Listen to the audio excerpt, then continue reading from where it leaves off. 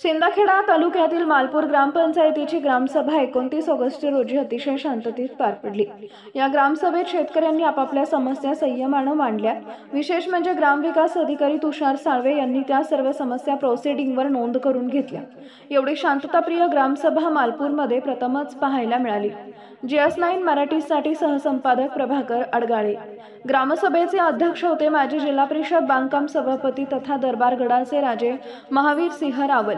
यावेळी डॉक्टर बिपिन सोनवणे, प्रशांत पाटील, पत्रकार प्रभाकर अडगाळे, सदाशिव भलकार, पत्रकार गायत्री धनगर, पत्रकार चांदणी चित्ते, समाधान धनगर, देविदास पवार, राजेंद्र पाटील तसेच अंगणवाडी शिक्षिका आणि ग्रामस्थ मोठ्या संख्येने उपस्थित होते।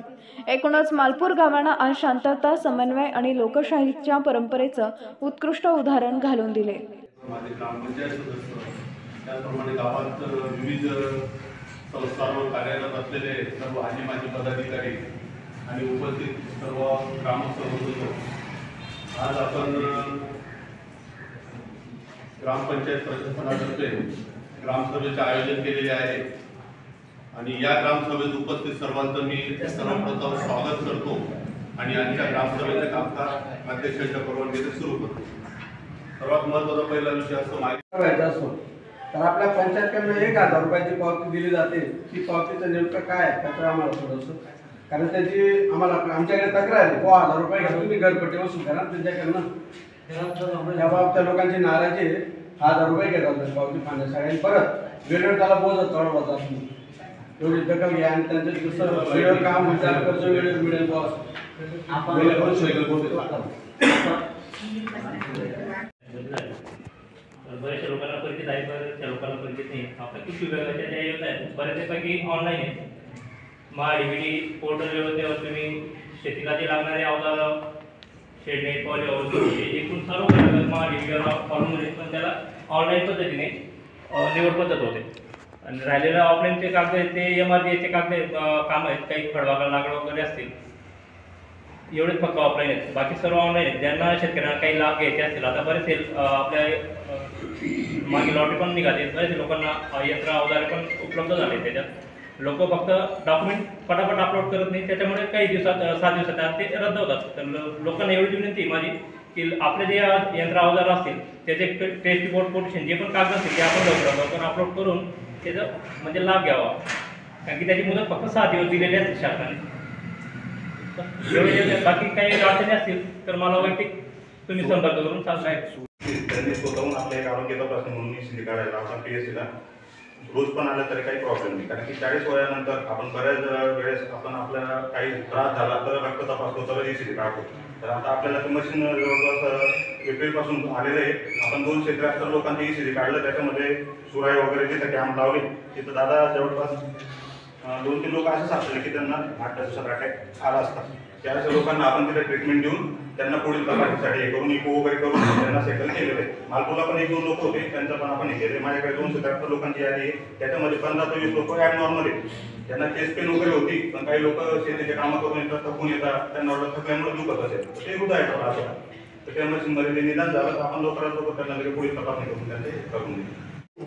माजी सरपंच व खंडीचे अध्यक्ष तात्या आहेत, लोकमतचे पत्रकार आहेत, बाबूभाऊ आहेत, माजी ग्रामपंचायत सदस्य संतोष भाऊ आहेत, आपले नाना भाऊ आहेत, माजी डेप्युटी सरपंच आपले दादाबाई, माजी सरपंच लक्ष्मण पाटील, कृषी अधिकारी आहेत आपले सोनवणे साहेब, आपले शिक्षक गुरुजी आहेत व उपस्थित सर्वच मान्यवर सगळे उपस्थित आहेत। आपण जो ग्रामपंचायतीला विविध विभागाला जे काय आढावा घेतला आणि जे प्रश्न मांडले, मी नक्कीच आशा करतो ग्रामसेवकाकडनं का हे येणाऱ्या काळामध्ये ते पूर्ण होतील आणि जे समस्या आपण सगळ्यांनी मांडली त्याच्यात एक माझे पण एक म्हणणे आपण ग्रामसभेमध्ये तो ठराव आपण पास करावा का गावामध्ये विविध गटारी, विविध रस्ते, सार्वजनिक ठिकाणी, अमरधाम, आपले जे काय ग्रामपंचायती सार्वजनिक चौक आहे तर ते स्वच्छ करण्यासाठी ग्रामपंचायतीकडे बऱ्याचशा वेळेला निधी उपलब्ध नसतो, कारण ग्रामपंचायतीला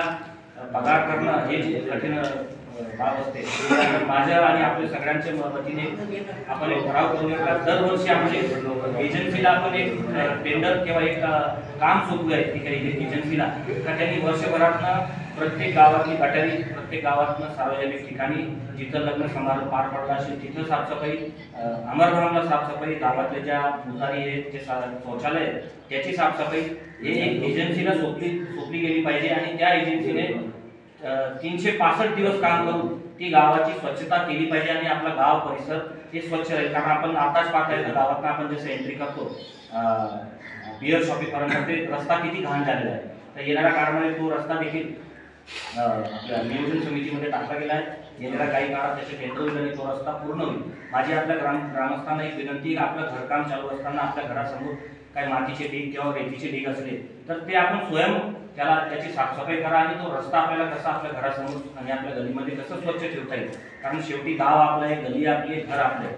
आपण आपलं गाव, गली, घर स्वच्छ ठेवलं तर येणाऱ्या जे बाहेरून लोक असतील किंवा आपण दिवसभरमध्ये जे वापर करतो तर त्याचे देखील आपल्याला तो आनंद वाटतो. आणि सगळ्यांना अजून एक विनंती करतो का घर बांधत असताना आपली पायरी बाहेर काढू नका, कारण शेवट आपलाच रस्ता ब्लॉक होणार आहे. आज जो मेन रस्ता आपण पाहतो का तिथं काही वर्षापूर्वी 15-20 वर्षापूर्वी कडबाच्या ट्रक भरून वरच्या गावापर्यंत जात होता, तर आता कडबाच्या ट्रॅक्टर देखील पास होणार नाही. आणि या अनुषंगाने जर समजा काय अनोळखी घडली आणि फायर ब्रिगेडची जर वेळ आली तर ती फायर ब्रिगेड देखील आपल्या घरापर्यंत पोहोचू शकणार नाही. तर याच्यामुळे आपण सगळ्यांनी ती दक्षता ठेवावी, आपला रस्ता हा मोकळा राहू द्यावा आणि स्वच्छ राहू द्यावा अशी मी सगळ्यांना या ग्रामसभेच्या वतीने आपल्या सगळ्यांना विनंती करतो. आणि येणाऱ्या काळामध्ये अजून काय आपली सुचावस्थित, कारण विकास काम काही थांबत नाही. एक काम संपला का आपण दुसऱ्या कामाची आपण मागणी करतो.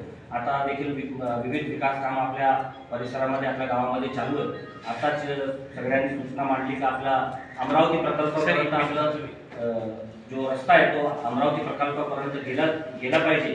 तर त्याची देखील मागणी आपले मंत्री जयकुमार भाऊ रावत साहेब यांच्याकडनं आम्ही केली आहे आणि ते त्यांनी होकार दिलेला आहे की आपण लवकरात लवकर तो रस्ता आपण पूर्ण करू आणि गावाच्या विकासाला आपण कुठेतरी भर पाडू. तर या ग्रामसभेला परत आपल्याला विनंती करतो की आपलं गाव आहे, आपण देखील सहकार्य करा, आपण देखील गावाच्या विकासामध्ये भर पाडा आणि सूचना द्या. आपल्याला हे काम न करता आपल्याला असं करावं लागेल, पॉईंट आउट नका करू हे तुमची चूक आहे. जो काम करतो त्यात तो चुकतोच, पण ते चुकला आपल्याला दुरुस्त कसं करता येईल, त्याला आपण सुरळीत कसं करता येईल याची आपण सूचना देऊन गावाच्या विकासामध्ये, गावाच्या स्वच्छतामध्ये, गावाच्या सर्वगीण विकासमध्ये आपण भर पाडावा अशी आपल्या सगळ्यांकडून आपल्याला या ग्रामसभेच्या माध्यमातून आपल्या सगळ्यांना विनंती करतो. आपण सर्वजण आले, सर्वांच्या प्रत्येक डिपार्टमेंटच्या आढावा घेतला, त्यांना सूचना दिल्या आणि मला अध्यक्षस्थान दिलं, बोलण्याची संधी दिली आणि आपलं माझ्या मनोगत आपण व माझ्या सूचना आपण सगळ्यांनी ऐकून घेतल्या. त्याबद्दल मी ग्रामसभेच्या ग्रामसेवक आप्पांच्या प्रशासकीय ग्रामसेवक आप्पांच्या मनापासून आभार व्यक्त करतो. धन्यवाद.